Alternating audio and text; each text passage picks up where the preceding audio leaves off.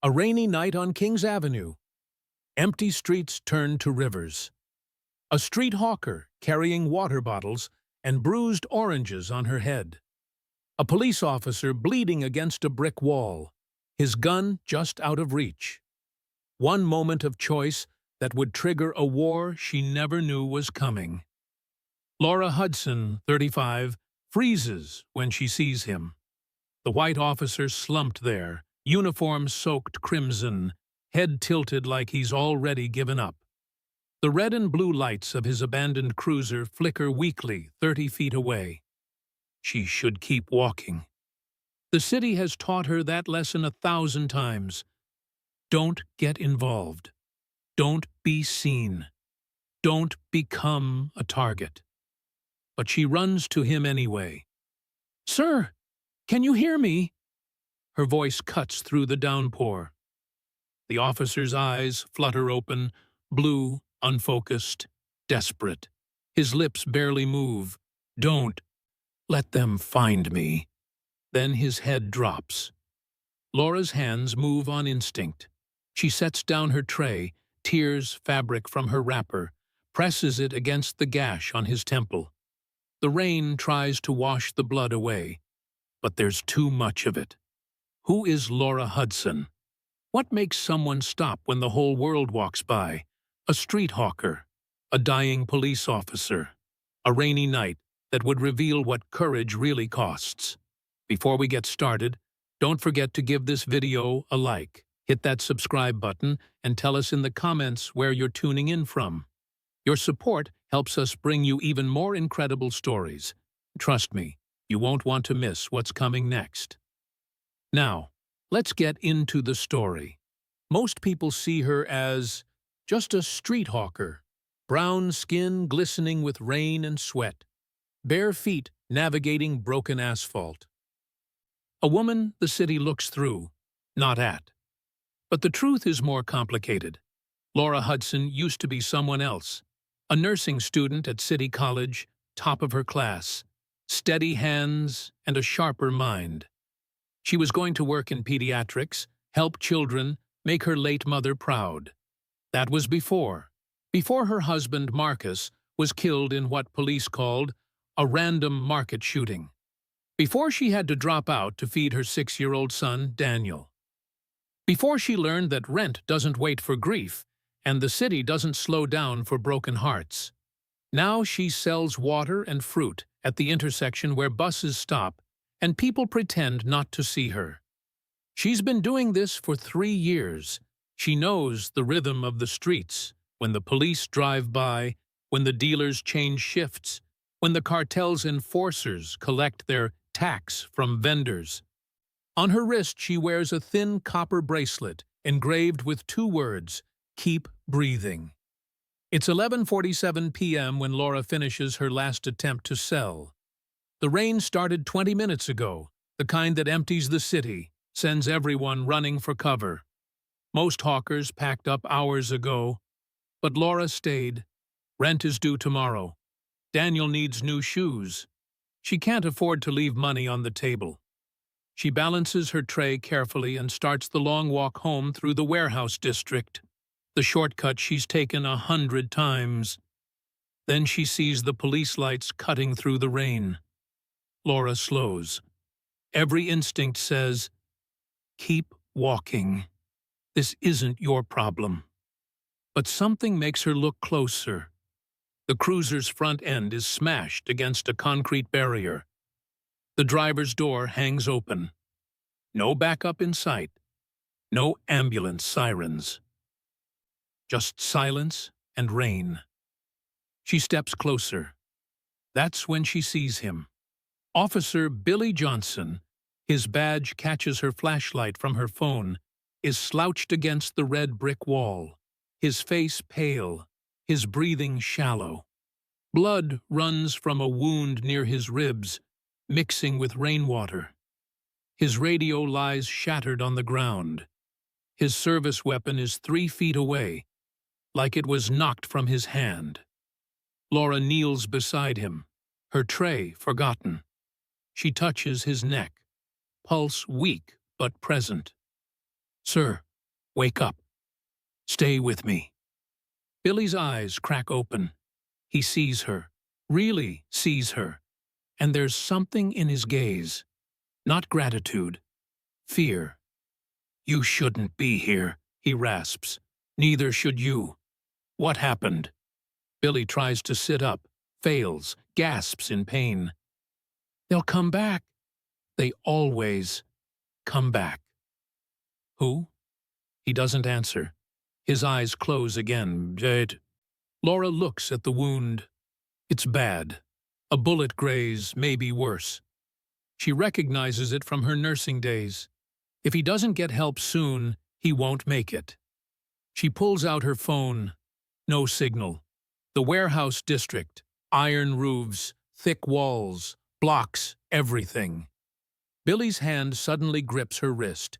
His eyes snap open, wild with urgency. If you call this in, they'll know. They're listening. Who's listening? The wrong people. Please, just get me somewhere safe. Laura stares at this bleeding stranger asking her to trust him. This white cop who could be anyone. A good man, a corrupt officer, a liar. The city has taught her not to trust uniforms. But she sees something in his eyes that reminds her of Marcus. That same desperate hope. That same need to believe someone will care. She makes a decision. My place is 6 blocks from here. Can you walk? Do I have a choice? No. Laura helps him to his feet. He's heavier than she expected and he can barely stand. She wraps his arm around her shoulders and they stumble forward into the rain. As they move through the shadows, Laura doesn't see the black sedan parked 2 streets away, engine idling, headlights off. She doesn't see the man inside lifting a phone to his ear. But Billy does, and he knows they're already being hunted. But to understand why Laura Hudson stopped that night, why she risked everything for a stranger, you need to know what the city took from her. You need to know about Marcus, about the nursing degree she never finished, about the night 3 years ago when she learned that some bullets aren't random, and some deaths aren't accidents. The sky bleeds gray when Laura finally gets Billy through her door. 6 blocks felt like 6 miles. Every shadow made her flinch. Every distant engine sound made her heart slam against her ribs. Billy barely stayed conscious, his weight dragging them both down with each step. By the time they reached the cluster of corrugated roof shacks where she lives, her arms were shaking. She can't take him inside, not with Daniel sleeping on the other side of the thin plywood wall. Questions she can't answer, danger she can't explain. Instead, she drags Billy to the storage shed out back. It's barely 8 feet square. Rusted tools, stacked crates, a kerosene lamp. She clears space on the dirt floor, lays down her cleanest tarp, and eases him onto it. Billy groans. His eyes flutter, but don't open. Laura's hands move on instinct. She hasn't done this in years, but the training comes back like muscle memory. First, stop the bleeding. She grabs her sewing kit, a bottle of cheap gin for disinfectant, and the cleanest cloth she can find. The bullet wound is worse than she thought, a through and through, but it nicked something deep. She works by lamplight, cleaning, binding, pressing gauze tight. Her fingers remember sutures, pressure points, the angle you hold a wound to slow the blood. It's not a hospital, but it's enough. Billy's breathing evens out. His color improves slightly. Laura sits back, exhausted, hands stained red. She doesn't know this man, doesn't know why she's risking everything for him. Maybe because no one stopped for Marcus. Hours pass. The sun climbs higher. Laura checks on Daniel, still sleeping, thank God, then returns to the shed. Billy's eyes are open. Hey, she says softly. You're awake. He tries to sit up, winces, gives up. His gaze finds hers, sharp, assessing, confused. "Who are you?" "Laura, I found you last night. You're safe here." "Safe?" He almost laughs, then clutches his side. "Nowhere's safe." "Well, you're alive. That's something." He studies her face like he's trying to memorize it. "Why'd you help me?" Laura shrugs. "Seemed like the right thing to do." "Wrong thing, actually." His voice is hoarse. "You should have kept walking." Little late for that advice. Billy closes his eyes, exhales slowly. "Billy Johnson," he says. "Officer Billy Johnson." "Police?" He hesitates. "Something like that." There's weight in those words. Laura feels it settle in her chest. The sense that she's stepped into something bigger than a wounded cop, bigger than a random act of violence. "Who did this to you?" she asks. "People you don't want to know about." "They coming back?" Billy meets her eyes. The answer is there before he says it. "Yeah, they are." That night, Laura doesn't sleep. She sits by the window, watching the street. At midnight, she sees them. Two black SUVs with tinted windows, crawling through the slum roads like predators. They stop at corners. Men step out, knock on doors, show photos. Laura's neighbor, Mrs. Aide, shakes her head, points vaguely toward the main road. The men move on. One of them lingers. He's young, sharp-eyed, wearing a jacket too expensive for this neighborhood.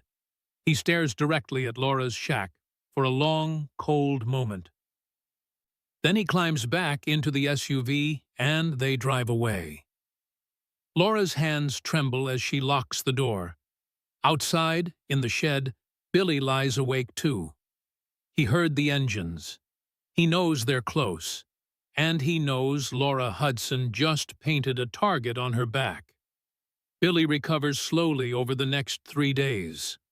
Laura brings him water, food she can't afford to share, clean bandages torn from her last good wrapper. He drinks silently, eats without tasting, and always, his eyes drift toward the shed's single window. Watching, waiting. He barely sleeps. When he does, he jerks awake at the smallest sound.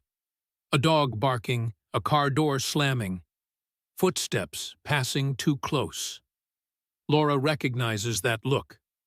She wore it for months after Marcus died. On the 4th morning, she finds him sitting upright, testing his weight on his legs. The wound has closed cleanly, but he's still pale, still weak. "You should rest," she says. "I've rested enough." "You almost died." Billy looks at her then, really looks at her, and something shifts in his expression.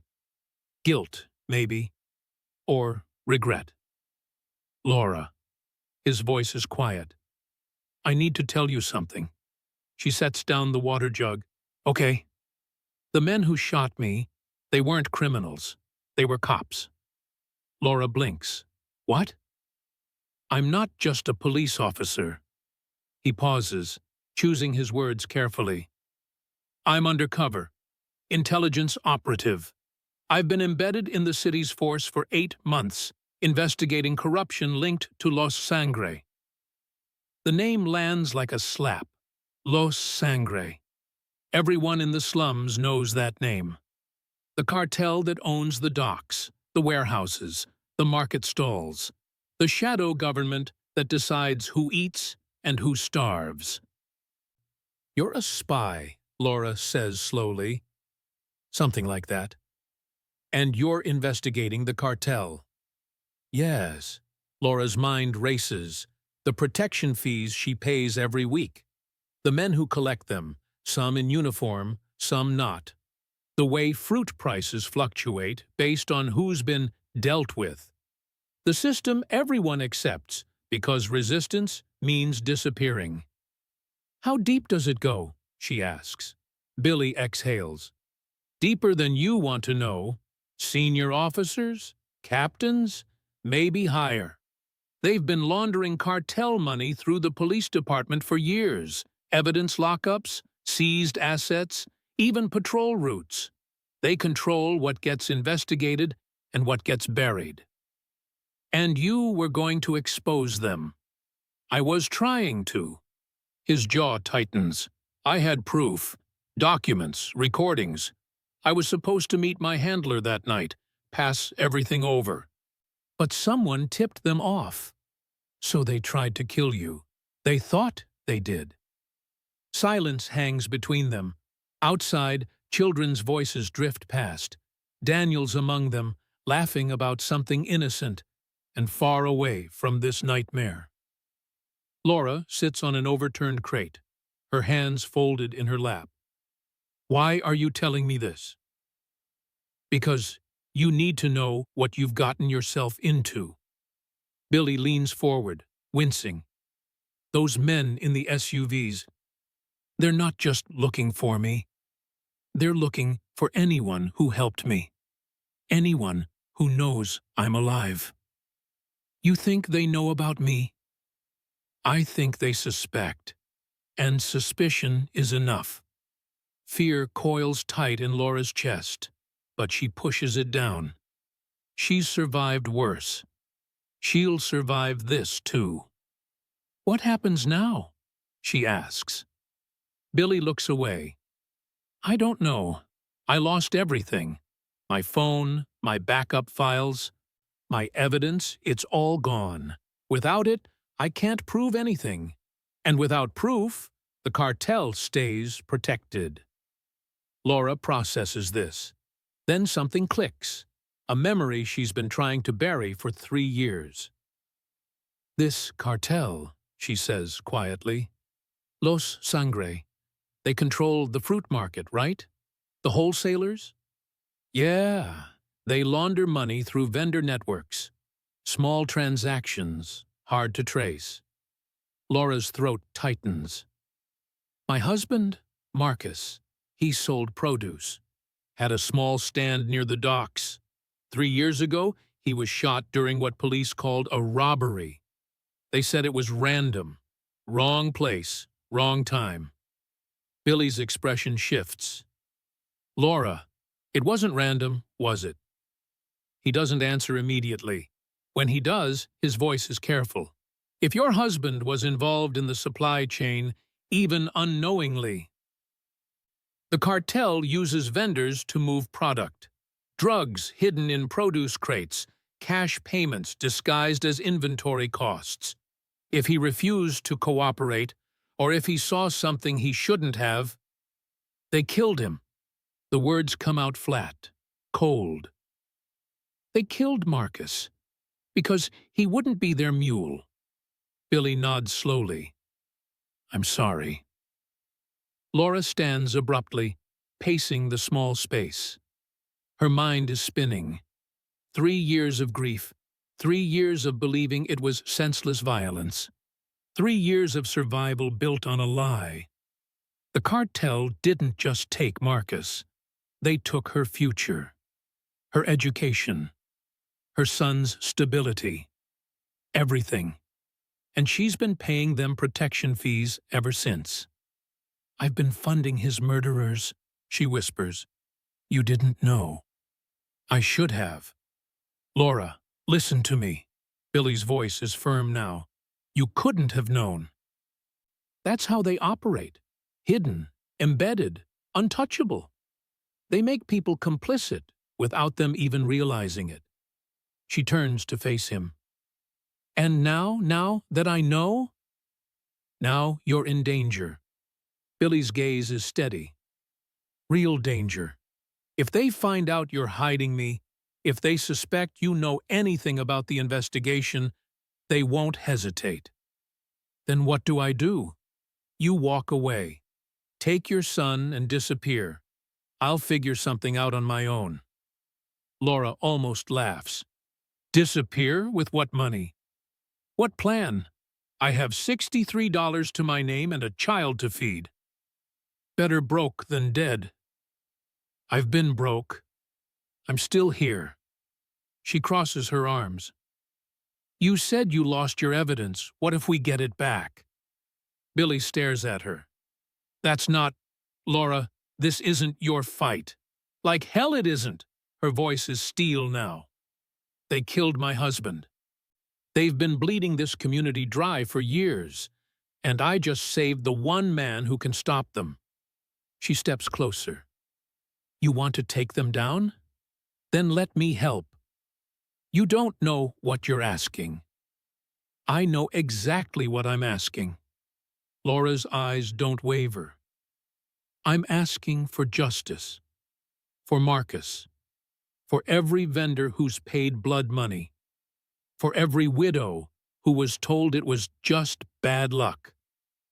Billy looks at her, this street hawker with fire in her eyes and nothing to lose, and sees something he hasn't seen in months. Hope. If we do this, he says carefully, there's no going back. They'll come after you, after your son. They're already coming. Billy is quiet for a long moment. Then he nods. Okay. But we do this smart. No heroes, no risks we can't calculate. Deal. They shake hands, his grip still weak, hers surprisingly strong. Outside, the sun climbs higher over King's Avenue. Somewhere in the city, men in expensive suits make phone calls. Orders are given. Names are added to lists. Laura Hudson's name is now one of them. But she doesn't know that yet. Right now, she only knows one thing. She's done walking away. Laura makes her decision before dawn breaks. She won't betray Billy. She won't take their blood money. But she also won't sit idle, waiting for the cartel to tighten the noose. If they want a war, she'll give them one, fought with the only weapons she has: information, and the invisible army that already surrounds them. The hawker networks have existed longer than the cartel, older than the police corruption, embedded in the city's bones like veins carrying blood.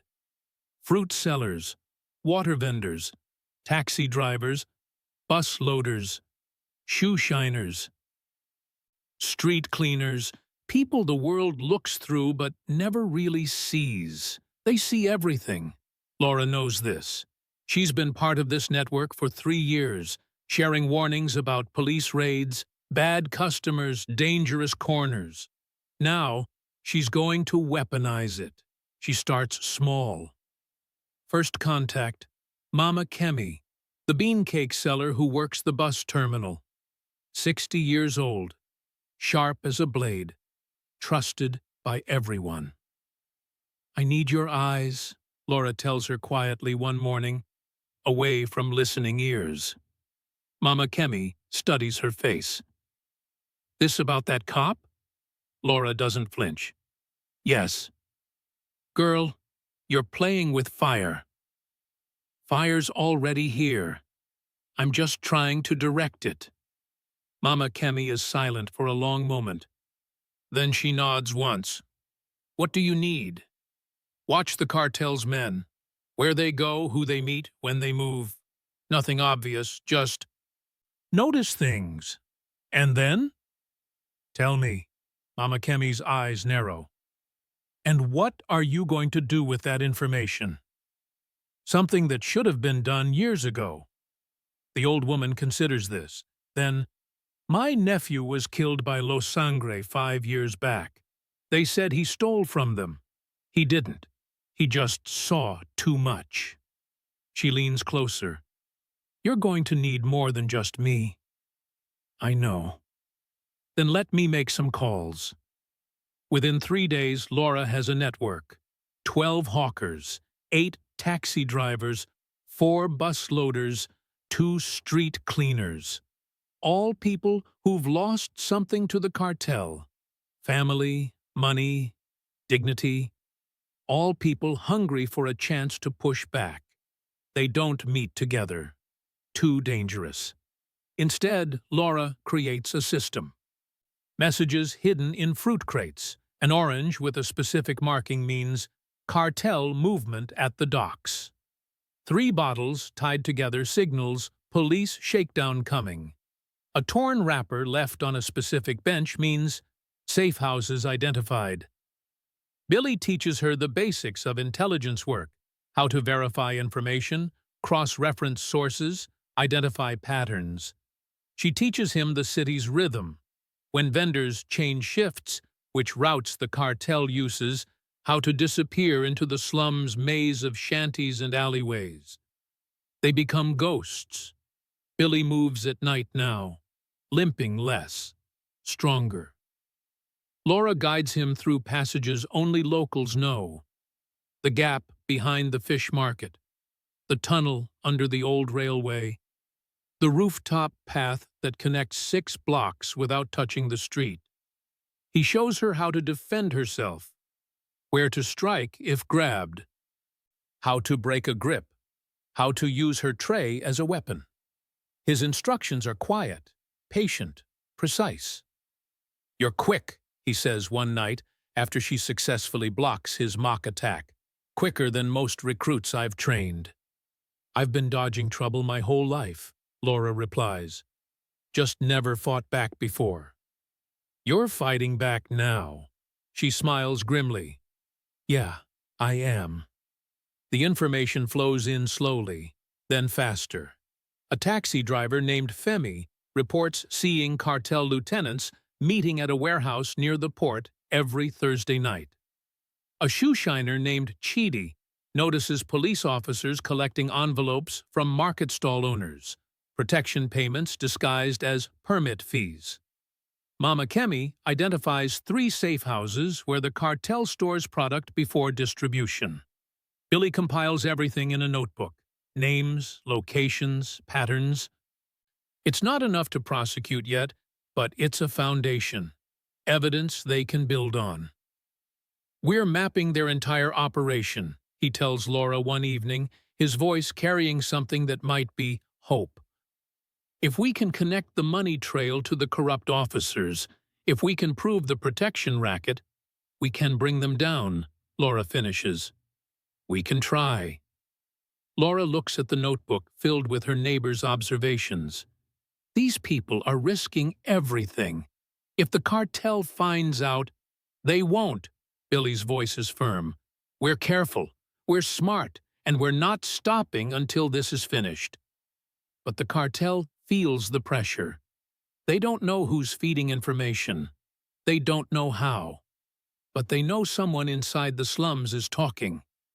The retaliation starts small. A fruit stand mysteriously catches fire. A taxi driver's windshield smashed. Warnings whispered in crowded markets. "Keep your mouth shut, or lose more than your livelihood." Then it escalates. 3 stalls are raided in one night. Goods confiscated. Owners beaten. No explanations given. A warning is spray-painted across the market wall in 3-foot letters. "Silence or suffer." Fear spreads like smoke. Some vendors pull back from Laura's network. Others go silent.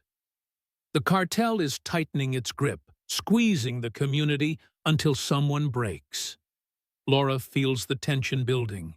She sees it in the way people avoid eye contact, how conversations die when she approaches, the weight of collective fear pressing down.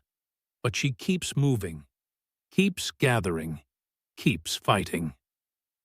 On the 13th night, she arrives at her stall before dawn to prepare for the day. She stops cold. Her stand is destroyed. The wooden frame splintered, the tarp ripped to shreds, fruit scattered across the pavement, crushed, ruined, ground into the dirt. Her bottles are smashed, glass glittering like broken stars.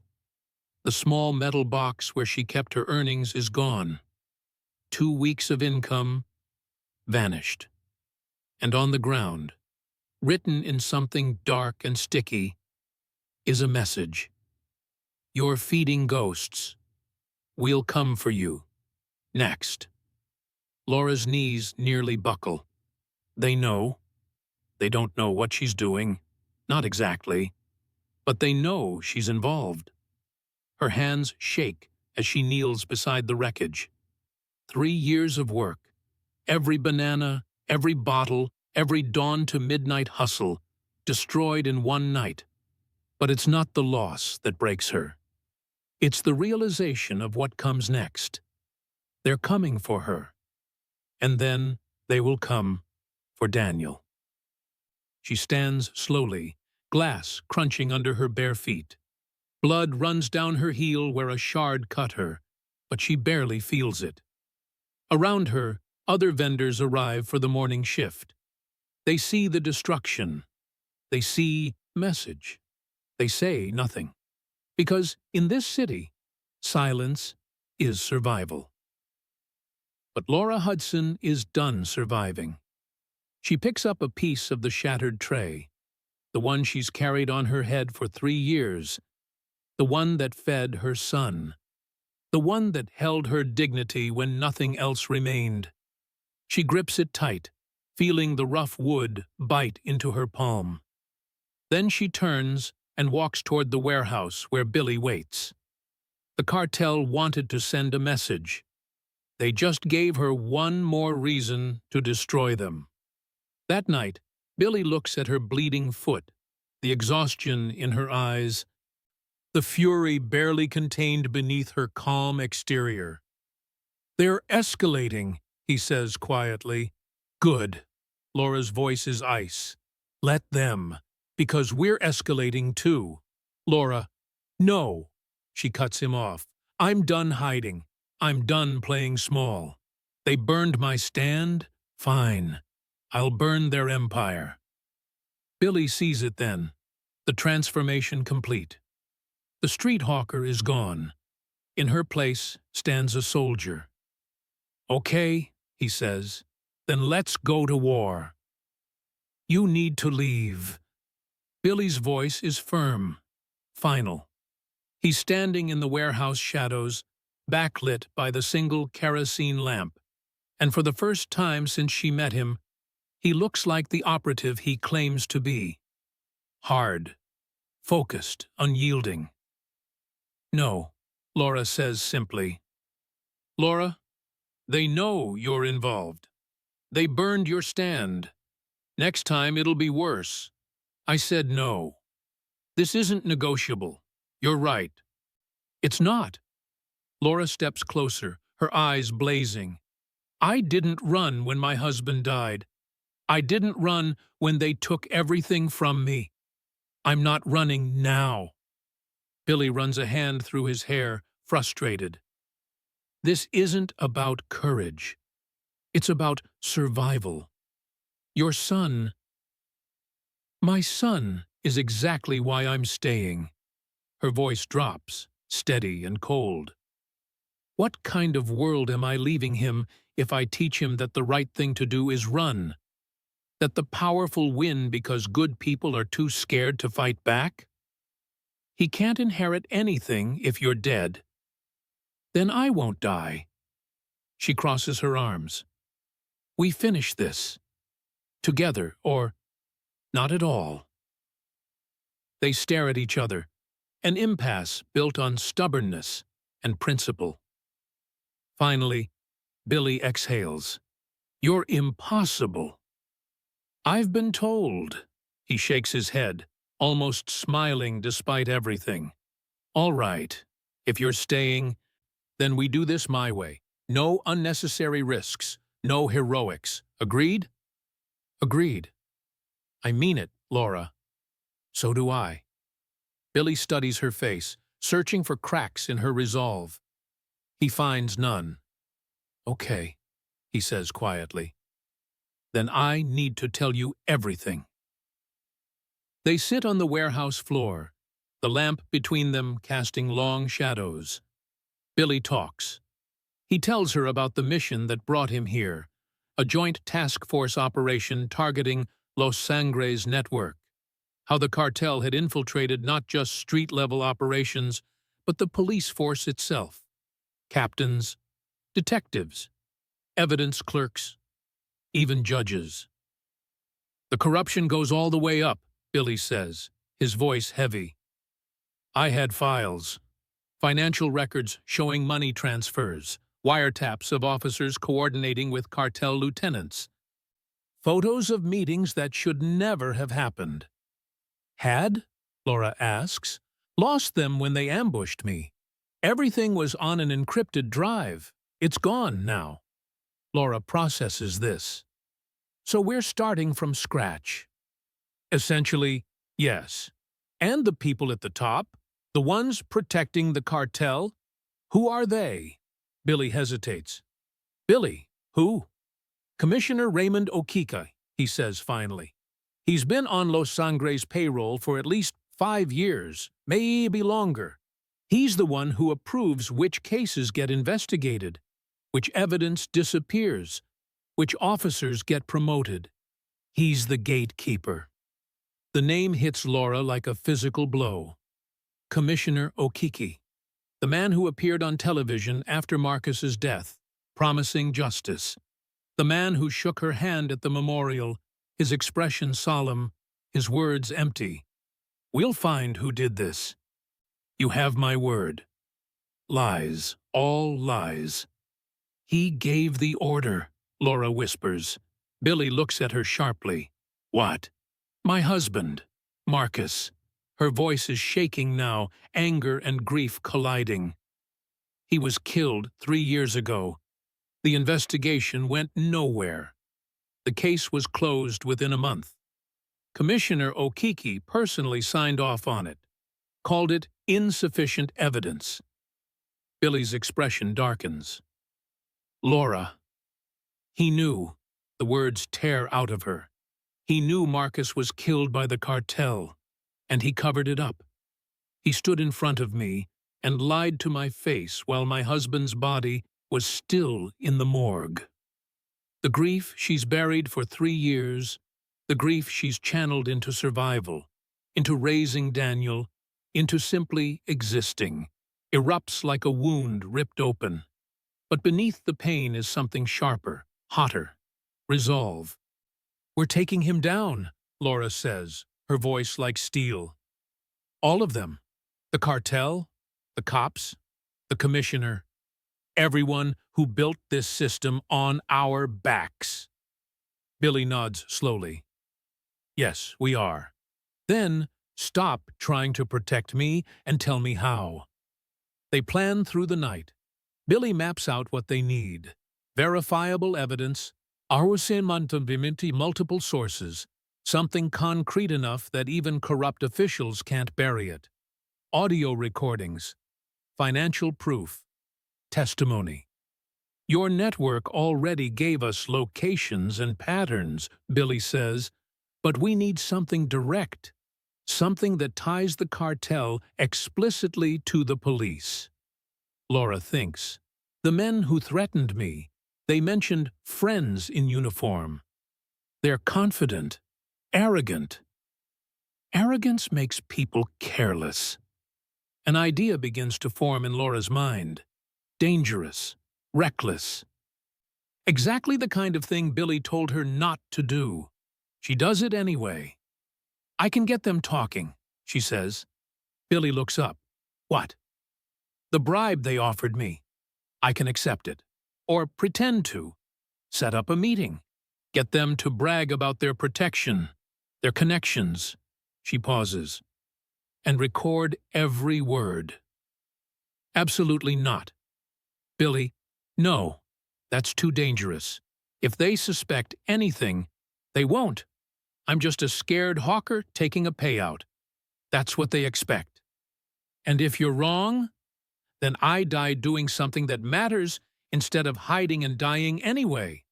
Billy stands, pacing. There has to be another way. There isn't. You said it yourself. We need direct evidence. This is how we get it. He turns to her, conflict written across his face. I can't ask you to do this. You're not asking. I'm volunteering. Laura, Billy. Her voice softens. They took Marcus from me. They took my future. They've been taking from this community for years. Someone has to stand up. Let it be me. He's quiet for a long time. Then, if we do this, we do it smart. You wear a wire. I'm nearby, listening. First sign of trouble, you walk away. Understood? Understood. I mean it. No heroics. I know. Billy exhales, defeated by her determination. You're either the bravest person I've met or the most reckless. Can't it be both? Despite everything, he almost smiles. 2 days later, Laura sends word through a mutual contact. She's ready to talk. The meeting is set for dusk at an abandoned lot near the docks. Neutral ground. Public enough to feel safe. Isolated enough for privacy. Billy rigs a small recorder inside a hollowed-out mango, hidden at the bottom of Laura's fruit basket. He tests it twice, makes her repeat the plan 3 times, checks every detail. You remember the signal? He asks. If I say, I need to get back to my son, you move in. And if something feels wrong, I walk away. Laura takes the basket. I know, Billy. I'll be careful. Promise me. She meets his eyes. I promise, but they both know promises are fragile things in this city. The courier arrives exactly on time. The same wiry man from before, flanked by the tall one. They're relaxed, confident. This is routine for them. Mrs. Hudson, the tall man greets her. Smart choice. Laura sets the basket down between them, hands steady despite her racing heart. I want guarantees. My son stays safe. No retaliation. Of course. He pulls out the envelope again, thicker than before. Tell us where the cop is, and this is yours. Simple. Laura pretends to hesitate. How do I know you won't come back for more? The wiry man laughs. Because we take care of people who cooperate. Ask anyone at the market. We protect our friends.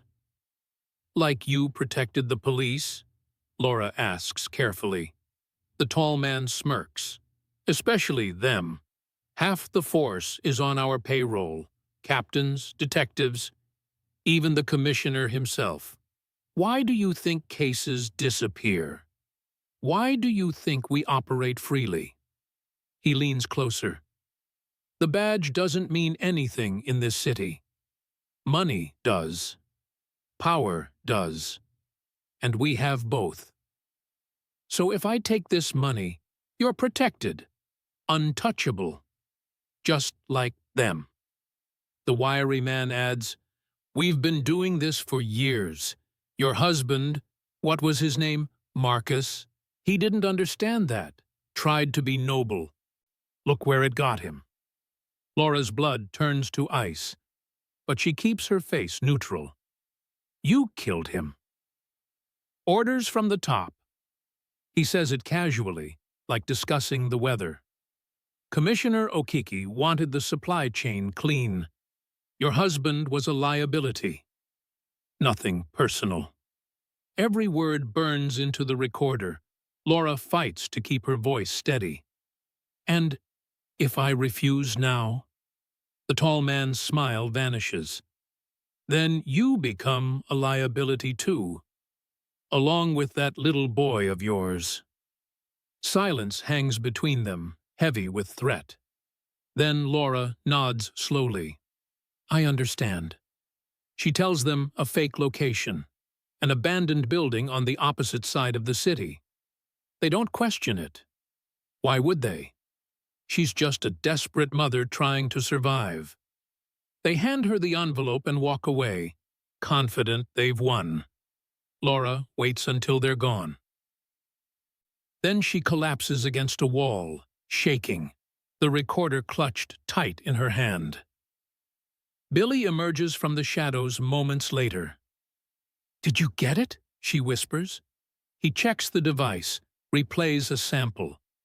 The voices are clear. Every threat, every confession, every damning word. "We got it," Billy says quietly. "All of it." Laura looks at the envelope in her other hand. Blood money, bought with her husband's life. She drops it in the dirt. "Now we burn them down," she says. They come at 4:47 a.m., when darkness still owns the city. Laura wakes to the sound of engines. Low, predatory, too many at once. She's on her feet before she's fully conscious, instinct screaming danger. Through the gap in her window, she sees them.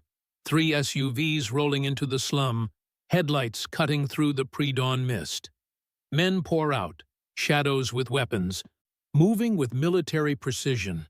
They're not here to ask questions. They're here to erase problems. "Daniel!" Laura's voice is urgent but controlled. She shakes her son awake.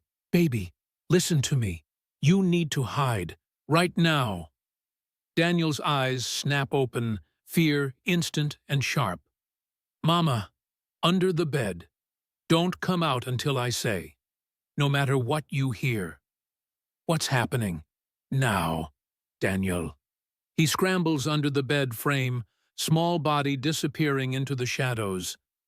Laura throws a blanket over the gap, grabs the closest thing to a weapon she has, a kitchen knife, small and dull, and positions herself between her son and the door.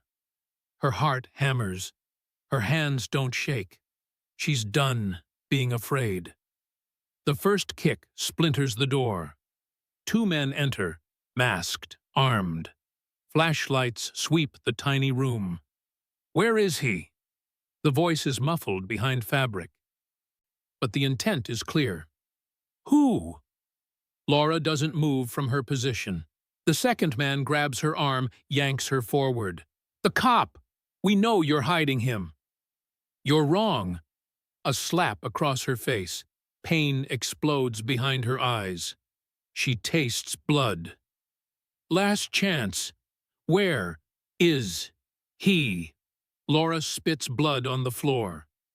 "I don't know what you're talking about." The man raises his hand again. A gunshot splits the air. The first man drops, clutching his leg, screaming. The second spins, weapon up. Billy stands in the doorway of the warehouse behind the shack, barely upright, gun raised. His face is pale, his stance unsteady, but his aim is true. "You want me?" His voice cuts through the chaos. "Here I am." The second man fires. Billy dives sideways, bullets tearing into the warehouse wall. Return fire. Billy's shot catches the man in the shoulder, spinning him backward. Then all hell breaks loose. The slum erupts. More gunmen converge on the warehouse. Muzzle flashes light up the darkness like lightning. Corrugated iron walls shred under automatic fire. Metal screaming. Glass shatters. Wood splinters. Laura runs to the warehouse, staying low, her body moving on pure adrenaline. She finds Billy behind a stack of crates, reloading with shaking hands. "What are you doing?" he shouts over the gunfire. "Get Daniel and run. He's safe, you're not." "Laura!" Another burst of fire. They both duck. Bullets punch through the thin walls inches above their heads. Billy leans out, fires twice. One gunman goes down. But there are too many. Shadows moving in the darkness, closing in from multiple angles. "We need to move," Billy gasps. "They're flanking us." Laura looks around desperately. The warehouse has 2 exits, front and back, both exposed, both suicidal. Then she hears it. Rain. The storm has started again, heavy drops hammering the roof, just like that first night. The sound is almost deafening, drowning out everything else. "The rain," she says. "We use the rain." Billy understands immediately. Visibility drops to nothing in a storm like this. Confusion becomes cover. "On three," he says. "We run for the alley behind Mrs. Aday's place. Don't stop. Don't look back." "What about you?" "I'll be right behind you." Liar. She can see it in his eyes. He's planning to stay, to draw fire, to give her time. "Billy, 1. Don't. 2. I'm not leaving. 3. He shoves her toward the back exit and opens fire on the front, emptying his magazine into the darkness. Laura runs, the rain swallowing her instantly. Behind her, the gunfire intensifies. The alley is a river of mud and debris. Laura's bare feet slip, catch, push forward. Water pours down, blurring everything. She's halfway to safety when she hears it. A cry of pain. Billy's voice. She stops. Every survival instinct screams, "Keep running." She turns back. Through the rain, she sees him, collapsed against a wall, hand pressed to his side, blood seeping between his fingers. The gang leader, a massive man with a scarred face, is advancing on him, weapon raised. Laura doesn't think. She runs straight at him, her kitchen knife raised, a scream tearing from her throat. The gang leader turns, surprise flashing across his face. She's on him before he can react. The knife finding the soft space between his ribs, her momentum driving them both to the ground. He roars, throwing her off. She hits the mud hard. Vision swimming. He raises his gun. Billy's shot catches him in the chest. The gang leader staggers, drops to his knees, topples forward into the rain. Silence. Just the storm. Relentless and cleansing. Sirens cut through the downpour. Multiple units converging fast. The remaining cartel men scatter like rats. Engines roaring. Tires screaming on wet asphalt. Within seconds, they're gone, swallowed by the city's maze. Laura crawls to Billy. He's slumped against the same brick wall where she found him 2 weeks ago. History repeating itself. The wound in his side is bleeding heavily, his face ghost white. "No, no, no," Laura whispers, pressing her hands against the wound. Blood wells between her fingers. "Stay with me." Billy's eyes flutter open. He looks at her, rain streaming down his face, and manages a faint smile. "You always say that," he murmurs. "Because you never listen." Her voice breaks. "Billy, hold on. Help's coming." "I know." His hand covers hers, weak but steady. "The recording, you sent it?" "Yes, to your handler 2 days ago." "Good." His breathing is labored. "Then we won." "We're not done yet. You don't get to quit now." Blue and red lights flood the alley. Footsteps, voices, radio chatter. The clean police, the ones who still believe in something. Officers surround them. Someone pulls Laura back gently. Paramedics swarm Billy, checking vitals, applying pressure, loading him onto a stretcher. "Is he going to make it?" Laura asks desperately. "We'll do everything we can, ma'am." Not an answer. Not reassurance. Laura watches them carry Billy away, his blood still wet on her hands. Dawn breaks slowly over Kings Avenue. The rain stops. The sirens fade. The city wakes to news broadcasts showing police raids across the district. Cartel safe houses stormed. Officers arrested. Commissioner Okiki led out of his home in handcuffs. The recording did its job. The system is burning down. Laura sits on the steps of her shack. Daniel pressed against her side. Mrs. Aide bringing them tea they don't drink. Around them, neighbors emerge cautiously. Hawkers, taxi drivers, cleaners, all the invisible people who helped bring down an empire. They don't celebrate. Not yet. Too much has been lost. Too much still uncertain. But there's something new in the air. Something that feels almost like hope. 3 hours later, a young officer approaches Laura. "Mrs. Hudson, Officer Johnson is asking for you." Her heart leaps. He's alive?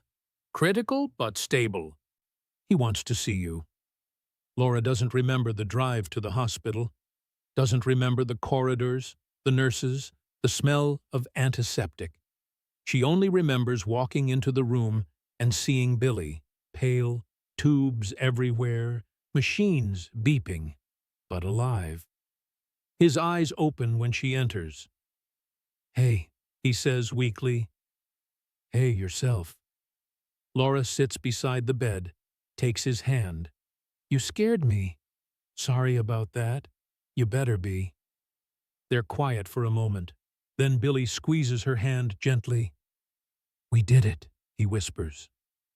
"Yeah." Laura's voice is thick. "We did." Outside the window, the sun breaks through the clouds. The storm is over, but the real work is just beginning. 5 months later, Kings Avenue looks different now. Not dramatically. The slums are still slums, the poverty still real, the struggle still daily. But there's a shift in the air. Subtle as morning light. Vendors set up their stalls without looking over their shoulders. Police officers patrol on foot, actually talking to people instead of collecting envelopes. The razor wire that once crowned every wall has started coming down. Small changes, but in a place that had known only decay. Small changes feel like miracles. Laura's new stall stands at the same intersection where her old one burned. But it's different now. Larger, sturdier, with a hand-painted sign that reads, Hudson Street Aid. The structure is simple. Corrugated metal roof, wooden frame, a counter displaying bottles of water and fresh fruit.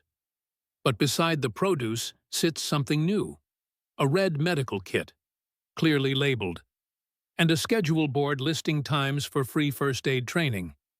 Every Tuesday and Thursday evening, Laura teaches fellow hawkers basic emergency care, how to stop bleeding, how to recognize shock, how to stabilize someone until help arrives. The skills she learned in nursing school, the ones that saved Billy's life, now passed forward to people who've never had access to such knowledge. Mama Kemi attends every session, her weathered hands learning to tie bandages with surprising precision. Femi practices CPR compressions on a donated dummy. Young Chidi, the shoe shiner, memorizes pressure points with the focus of a student taking final exams. They learn because they remember what ignorance costs. They learn because Laura Hudson showed them that ordinary people can do extraordinary things. It's a Thursday evening when Billy visits. He's in civilian clothes now, jeans, a plain shirt, no badge visible. He walks differently than he did months ago. Still alert, still careful, but without the hunted tension that used to coil his shoulders. The task force disbanded after the trials. Commissioner Okiki is serving 25 years. 17 cartel leaders are behind bars. The corruption network, while not completely eradicated, has been gutted. Billy chose not to return to undercover work. Too many ghosts. Too many compromises. Instead, he took a position training new recruits, teaching them what real policing looks like, what service actually means. He approaches Laura's stall just as she's finishing a training session. Daniel is there too, organizing supplies with the serious concentration of a 10-year-old given important responsibilities. "Officer Billy," Daniel shouts, grinning. Billy smiles. Just Billy now, kid. Mom says you're the reason things got better. Your mom's the reason, Billy corrects gently. I just helped. Laura finishes thanking her students and turns to Billy. Her face is different too. Still tired, still carrying weight, but lighter somehow, like she's remembering how to hope. Didn't expect to see you this week, she says. Had something to give you. Billy pulls a small wooden box from his jacket pocket. Took me a while to work up the courage. Laura takes it, curious. Inside, nestled in velvet, is Billy's police insignia, the one he wore the night she found him. It's been polished to a mirror shine, the eagle and shield gleaming. Billy, I can't. You can, he interrupts. You should, because you reminded me what justice really looks like. Not the version they taught us in the academy, about laws and procedures and chain of command. The real version. He pauses. The version where you stop in the rain for a stranger. Where you risk everything because it's right, not because it's safe. Laura stares at the insignia. It's beautiful, symbolic, meaningful. She closes the box and hands it back. Keep it, she says firmly. Billy blinks. Laura, the world still needs men who fight in the rain, Billy. Men who remember what that badge is supposed to mean. She pushes the box gently into his hands. You wear it. Be the officer Marcus thought existed. Be the one Daniel needs to believe in. Billy looks down at the box, emotion working across his face. I don't know if I can live up to that. Neither did I, but we do it anyway. For a long moment, they stand in comfortable silence. Two people bound by a rainy night that changed everything. Finally, Billy nods. Okay, but when I wear this, I'm wearing it for you too. For everyone who never got justice. Deal? Deal. Daniel, oblivious to the weight of the moment, calls out, Billy, want to help me sort the bandages? Billy laughs, genuine, unguarded. Sure, kid. Show me what you got. As he walks toward the stall, Laura watches him go. This man, who was a stranger, then a burden, then a partner, now something like family. The city didn't break him. Somehow, impossibly, she helped him heal. Maybe that's its own kind of justice. Evening settles over Kings Avenue. Laura finishes packing up her supplies. Daniel helps, chattering about school, about his friends, about the essay he's writing titled, My Mom, the Hero. She tells him he's being dramatic. He insists it's true. Billy left an hour ago, the insignia box in his pocket. A promise to visit next week. As Laura lifts her empty tray to carry home, she feels it. The shift in air pressure, the electric charge that means weather coming. Thunder murmurs on the horizon. She pauses, looking up. Dark clouds gather in the distance, but they're not the violent, punishing kind. Just rain, normal rain. The kind that waters gardens instead of drowning streets. The storm is returning, but softer now. Gentler. Maybe that's what healing looks like. Not the absence of storms, but learning they don't have to destroy you. Laura adjusts her tray and starts walking home. Behind her, new streetlights flicker on. Government installed, part of the infrastructure improvements that followed the scandal. They cast warm light across the avenue, pushing back shadows that once felt permanent. Her phone buzzes. A text from Mama Kemi. 20 people signed up for next week's class. We need more supplies. Laura smiles. I'll figure it out. Always do. Another buzz. This one from Billy. Thanks for today. You reminded me why I became a cop. B. She doesn't respond immediately. just holds the phone, feeling the weight of what they built together. A spy and a street hawker, an operative and a widow. Two people who should never have crossed paths, brought together by rain and blood and a single choice to care. That night, after Daniel falls asleep, Laura stands by her window watching the storm roll in. The rain begins softly, gentle drops that kiss the corrugated roofs, that wash away dust without destroying what's underneath. She thinks about that night 5 months ago. The bleeding officer, the impossible choice, the moment everything changed. People ask her sometimes how she found the courage. News reporters, community leaders, even other vendors. They want a hero's answer, something inspiring, quotable, dramatic. But the truth is simpler and harder. She didn't find courage. She just refused to walk away. And maybe that's all courage ever is. Ordinary people deciding that this time, this moment, this injustice won't go unanswered. Not because they're brave, but because they're tired of being afraid. Not because they're strong, but because they're done being broken. The rain falls harder now, drumming a rhythm against the roof. Laura closes her eyes and listens. Somewhere in this city, a child sleeps safely because their mother can afford medicine now that protection fees are gone. Somewhere, a young officer learns to serve instead of extort. Somewhere, a widow finds the strength to rebuild because she saw another widow refuse to give up. Ripples. That's all any of us leave. Ripples spreading outward from small acts of defiance, of compassion, of stubborn, unreasonable hope. Laura Hudson was never supposed to matter. Street hawkers don't make history. They don't topple empires. They don't change the world. Except sometimes they do. One rainy night, one bleeding stranger, one choice. That's all it took to remind a city what justice looks like.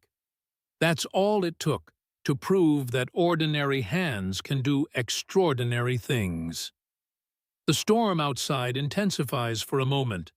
Thunder rolling, rain cascading, then softens again, settling into the steady rhythm of renewal. Laura opens her eyes. Tomorrow, she'll wake before dawn. She'll lift her tray. She'll walk to Kings Avenue and set up Hudson Street Aid. She'll sell water and fruit and teach people how to save lives. It's not glamorous. It's not easy. But it's hers. And it matters.